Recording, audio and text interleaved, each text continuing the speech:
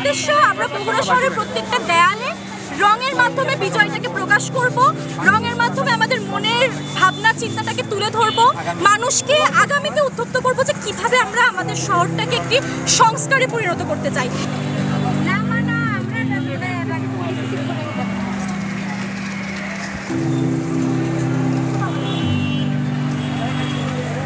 আমাদের দেশে যে আমাদের মনের ভাবগুলা কথাবার্তাগুলা এগুলো আমরা চাচ্ছি এখন রং তুলি, ছবি আঁকন, দেয়াল লিখন এগুলোর মাধ্যমে ফুটাই তুলতে, যেন বাংলার মানুষ কেন আমাদের যেন পুরা বিশ্ব এই ছবিগুলোকে দেখে বলতে পারে যে হ্যাঁ, বাংলাদেশের মানুষগুলো এখন স্বাধীন, এখন স্বাধীনভাবে কথা বলতে শিখছে, স্বাধীনভাবে জিনিসগুলোকে প্রকাশ করতে শিখেছে।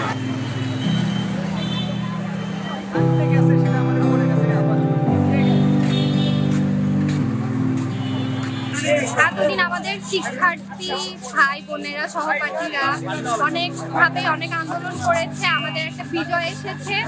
আর এই বিজয়ের মধ্যে আমাদের অনেক সহপাঠীরা, অনেক সিনিয়র ভাই জুনিয়র ভাই বোন মারা গিয়েছে, এবং আমরা যে বিজয়টা এনেছি আমরা চাই যে বিজয়ের পাশাপাশি এবার দেশকে নতুন করে সংস্কার করতে। আর এই সংস্কারের মাধ্যমটাই হচ্ছে আমাদের দেয়াল লিখনি, চিত্র আঁকনি। আমরা যেভাবে একজন সরকার, যে সরকার অনেক বাজেভাবে ক্ষতি করেছে, সেই সরকারকে আমরা টেনে নামিয়েছি। অন্যান্য মানুষ এবং অন্যান্য দল যারা সামনে আসতে চাইবে তারাও যেন সতর্কিত হয়।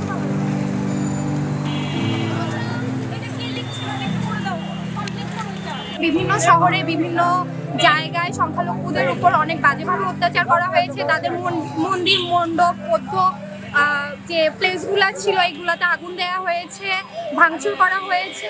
এগুলোর সাথে আমরা অ্যাকচুয়ালি মনে করি না যে সাধারণ শিক্ষার্থী জড়িত, কারণ যে শিক্ষার্থীরা রাজপথে থেকে নিজেদের ভাইদের রক্ত ঝরেছে, নিজেরা বিভিন্নভাবে আহত হয়েছে, সেই শিক্ষার্থীরা দেশের জন্য এভাবে কাজ করলে দেশ ক্ষতি করতে পারে না।